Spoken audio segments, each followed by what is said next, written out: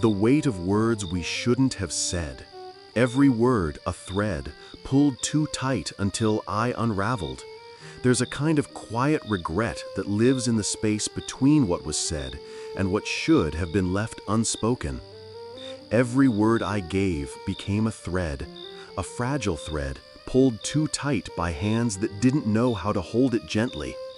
I mistook attention for affection, confusing the noise of their interest for the warmth of care.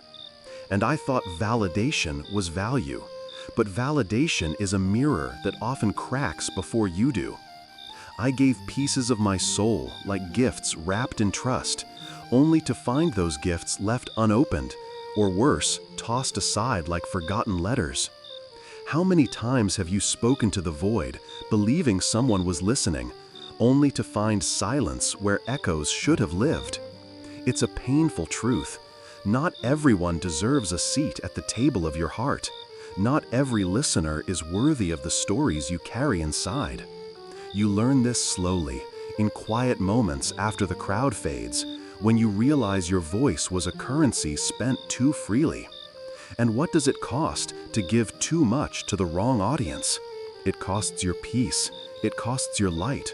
It costs the very parts of you you didn't know were fragile until they shattered. Have you ever wondered how much of yourself you gave away without realizing the cost? It's a question that haunts like a shadow at dusk, invisible but always present. Mistaking applause for affection, a cruel deception. There's a loneliness behind a crowd of spectators.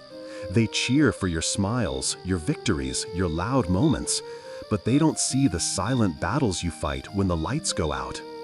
You confuse applause for affection because it's easier to believe in the noise than to face the emptiness. But applause is fleeting. It's the sound of hollow approval, not the echo of a heart that understands. They hear the words you say, but not the ones you swallow whole.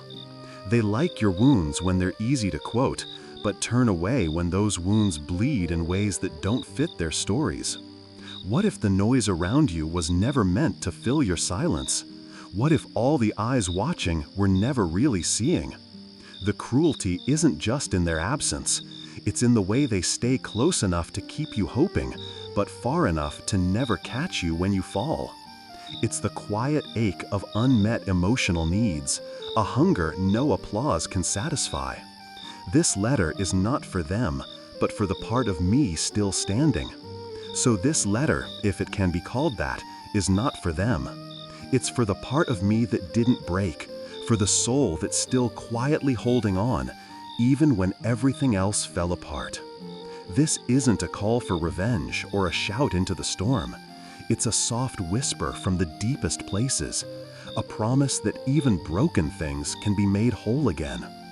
Out of suffering have emerged the strongest souls, and maybe, just maybe, your quietest moments hold the loudest truths. This is a letter to the part of you still standing, after the words that hurt, the silence that followed, and the long nights when all you could do was breathe. To grow quietly is not to disappear. It is to build a strength that doesn't need to be seen.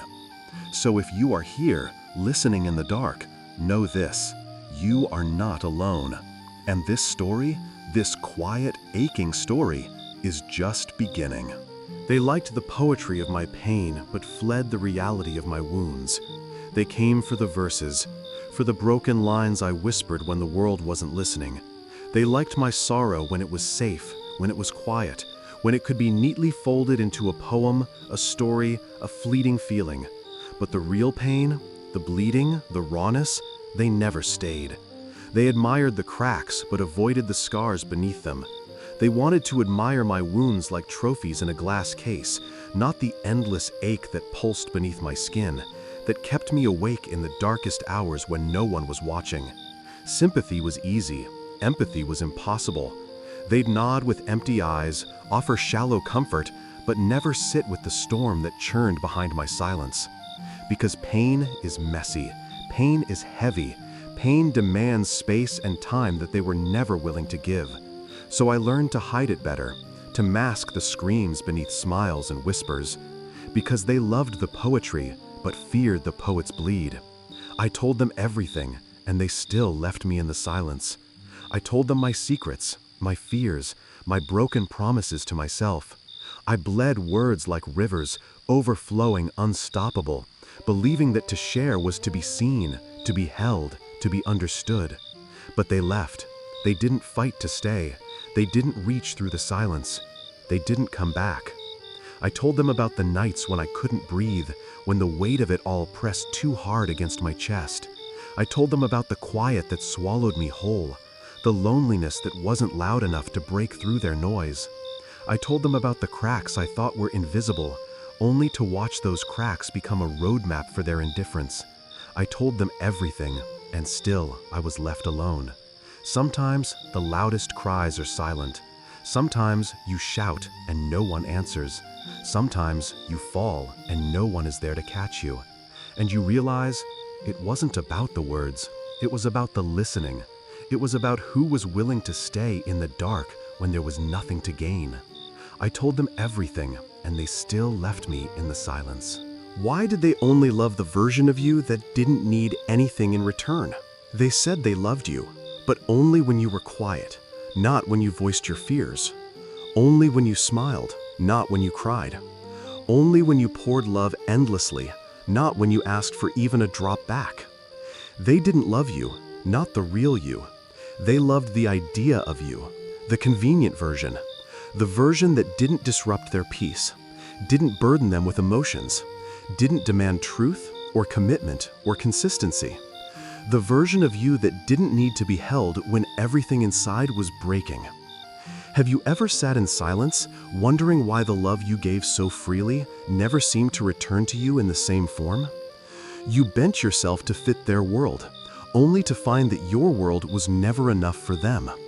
You gave and gave, thinking one day they'd see you, the real you, the one who stayed up late worrying about them, the one who memorized their favorite songs, the one who celebrated their little victories like they were your own.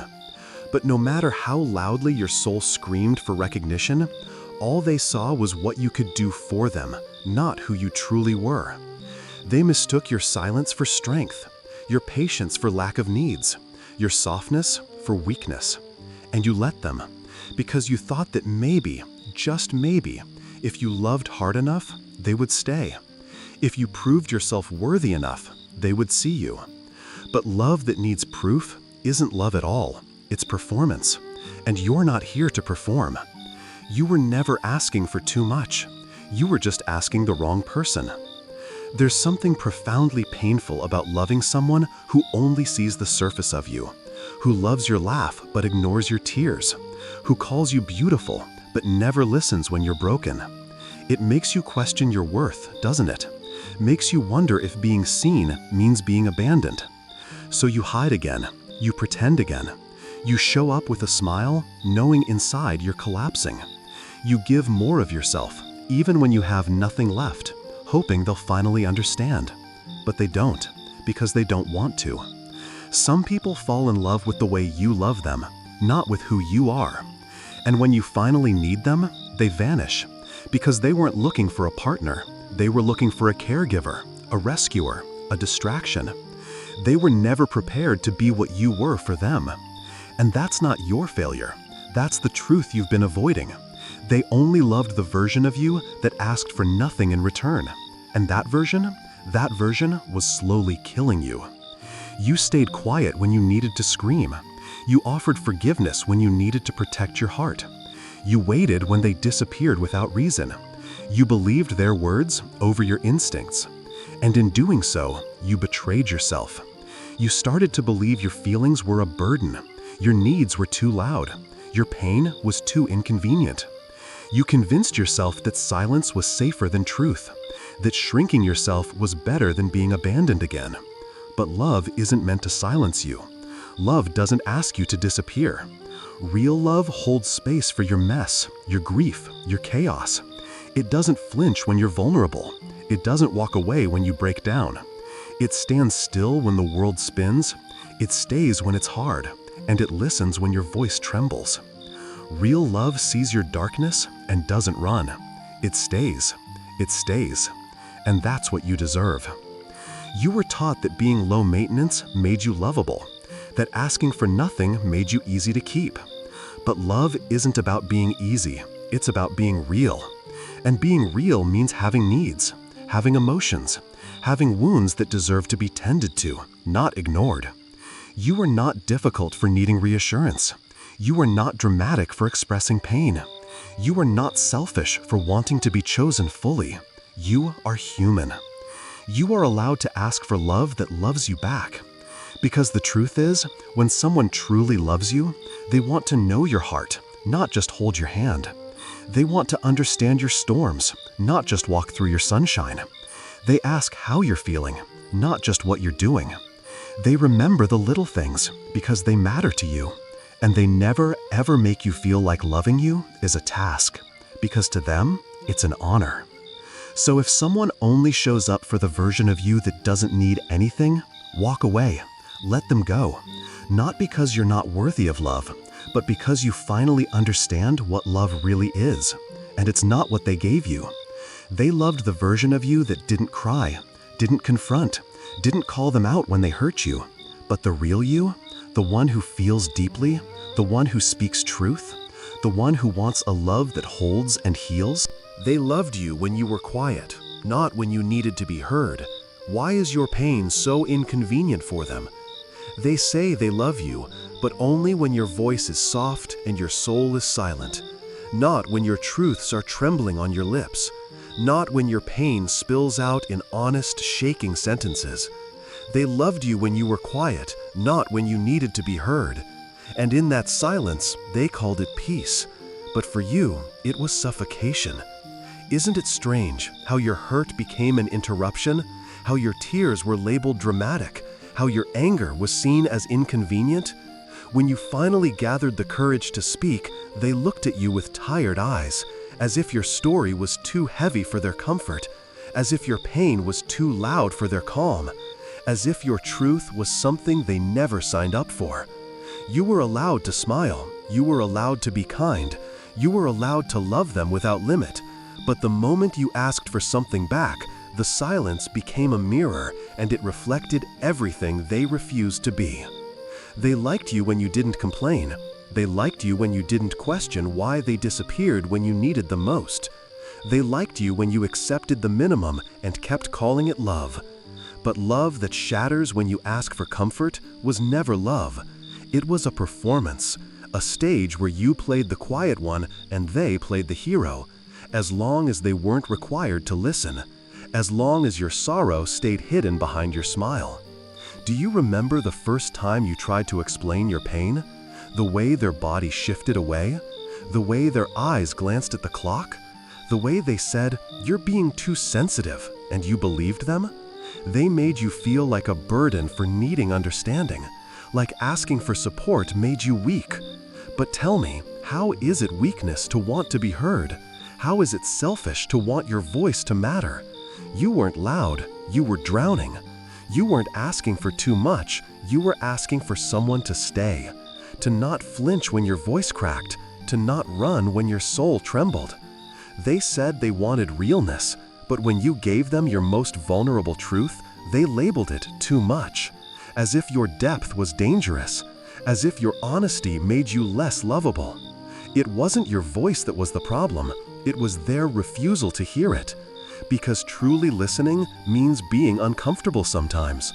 It means sitting in the fire with someone else's pain without trying to extinguish it with silence, without walking away. They wanted your presence without your wounds, your smile without your scars, your love without your boundaries. But your story doesn't exist in half-light. You are not just the laughter you share.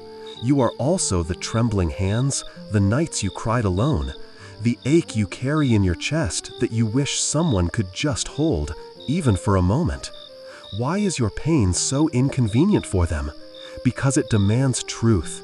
It breaks the illusion that love is easy, that kindness costs nothing, that being there is only about showing up in the good times.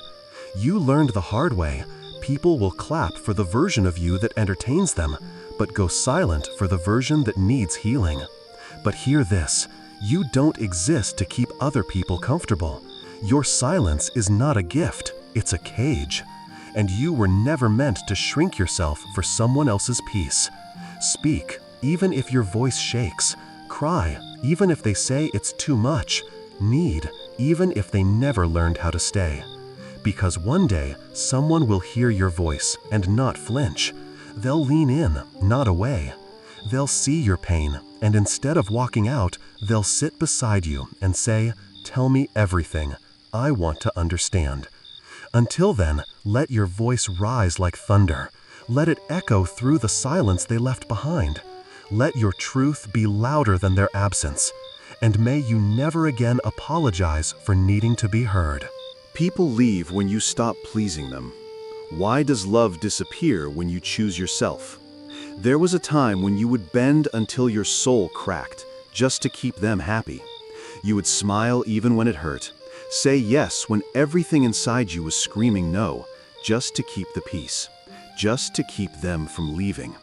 And for a while, it worked. They stayed. They loved you. Or at least, they said they did. But deep down, you knew. It wasn't love. It was comfort, convenience. It was the version of you that served their needs, never the one that honored your own. Because the moment you stopped shrinking for them, the moment you started saying no, the love began to fade. Isn't it strange how quickly they disappeared when you stopped making yourself small to fit into their lives? You weren't difficult. You were finally daring to choose yourself. But to them, that was betrayal. Because people who only love you when you're pleasing them never loved you. They loved the control they had over your silence. They didn't want a partner. They wanted a mirror, someone who would reflect their comfort, their desires, their ease. But the moment you showed up as a person with needs, with boundaries, with truth, they saw you as a problem, a disruption to their perfectly curated version of love. So they left. Not because you changed for the worse, but because you finally chose not to abandon yourself. You see, people like that don't love you. They love the version of you that makes their life easier. They don't want your wholeness. They want your obedience. They want your loyalty as long as it's silent, as long as it never asks for anything in return. And when you finally begin to heal, when you start realizing your worth isn't measured by how much you give, they call you selfish. They say you've changed. And maybe you have. But maybe that change is what saved you. You're no longer starving for affection that costs you your identity. You're no longer begging for love at tables that only serve you pain. You've learned to walk away from places where your presence was only appreciated when it was quiet, agreeable, convenient. But let's be honest, it still hurts. Not just because they left, but because of what their leaving revealed. That their love was conditional, that their loyalty had limits, that you were only worthy when you didn't inconvenience them with your truth. And now you sit in the silence of their absence, wondering, did they ever love me at all? Here's the hardest truth. They loved the parts of you that made their life easier, not the parts that needed care. They loved your strength, but not your softness. They loved your smile, but not the tears you held behind it. They loved being chosen by you, but not choosing you back. Because choosing you means showing up when it's hard. It means loving you when you're messy, when you're healing, when you're trying to put the broken pieces together. And that takes a kind of love that not everyone is brave enough to give. You outgrew them the moment you realized love should not cost you your voice. And that's when they walked away, because you were no longer the version of you they could mold. You were becoming whole, and whole people cannot be controlled. So let them leave. Let the ones who only stayed for your silence disappear. Let the ones who called you too much find less. You are not meant to carry relationships that crumble under the weight of your truth. You are not responsible for the fragility of their love. And you are not broken just because they left. Their leaving is not your failure. It's their refusal to meet you where you are. And though the loneliness stings, remember this. You were not made to beg for love. You were made to bloom in it. You were made to be chosen fully, even on your worst days. So choose yourself, even if it means standing alone. Because the right ones, they won't flinch when your needs speak. They won't run when your soul asks for more. They'll stay, not for the version of you that pleases them, but for the one that finally knows her worth. If you meant so little, why did they hold on so long? It's the question that haunts you in the quiet hours of the night. If I meant nothing to them, then why did they stay so long? Why did they hold your hand like they'd never let go? Why did they look at you like you were home, only to walk away like you were nothing? It doesn't make sense, does it? Because if you were truly just a placeholder, why did they build dreams with you? Why did they say forever with such softness in their voice? Why did they kiss your forehead and whisper that they'd never leave, only to vanish when your heart needed them most? This is the pain that doesn't leave bruises, the emotional confusion that twists your insides. They said you mattered. They stayed. They made you believe it was real. So how do you reconcile that with the way they walked away? So effortlessly, so coldly, as if the version of you that loved them never existed. Here's the truth you may not be ready to hear. Some people stay for what they get, not for what they give. They hold on as long as the benefits are sweet, as long as the love is effortless, as long as you keep feeding their ego, meeting their needs, fulfilling their fantasies. They stay because you're safe, because your love is soft, because you don't ask for too much, because being with you feels like being adored without having to earn it. But love like that isn't real. It's borrowed. It's love that clings for comfort, not commitment. It stays for convenience, not depth. And when the tides shift, when you ask for effort, for truth, for something more than presence, they leave. Not because you meant so little, but because they only knew how to take. They never planned to build. They saw the light in you and mistook it for something they owned. They thought your heart would always be there, unchanging, forgiving, eternal. So they held on, not because they loved you the way you deserved, but because they were addicted to what your love gave them: attention, validation, a sense of worth they couldn't find within themselves. And when it became too real, too intimate, too honest, they fled. Because real love demands presence. It demands self-reflection. It demands facing the parts of ourselves we'd rather ignore. And not everyone is brave enough for that. So they chose the easy way out. But the damage is done, isn't it? Now you're left questioning your worth, your memory clouded by confusion. Because how do you mourn something that felt real but ended like it never mattered? Here's how. You remember that their inability to stay doesn't erase the sincerity of your love. You remember that holding on doesn't always mean someone cares deeply. Sometimes it just means they're scared to be alone. You remember that you showed up with everything: your love, your loyalty, your honesty. And they showed up only for as long as it benefited them. And that's not your fault. You were real. You were honest. You were whole. It was they who weren't ready. Not for you, but for what being with someone like you required: depth, accountability, emotional courage. So stop asking why they stayed. Ask instead, why did I accept so little in return for so long? Why did I let my soul settle for crumbs when I was built to feast on love that nourishes, not depletes? That's the better question. That's the path to healing. Because healing doesn't always come with closure. Sometimes it comes with clarity. The painful realization that their staying was never about you being enough, but about them not being ready. And now you are. You're ready to stop begging for love that only shows up halfway. You're ready to stop questioning your worth based on people who never truly saw it. You're ready to let go, not just of them, but of the illusion that their presence ever meant permanence. Because real love doesn't stay out of fear. It stays with intention. It grows. It shows up, especially when it's hard. And that is the kind of love you deserve. The kind that doesn't confuse attention with devotion. The kind that doesn't just linger in your life, but chooses to live in it. So let them go. Let the memory be a lesson, not a wound. Let your heart remember, but also rise. Because the answer to your question isn't in their reasons. It's in your freedom. You were never the one who left. You were the one who loved. And in the end, that's something to be proud of. This pain has a purpose. You won't be this lost forever.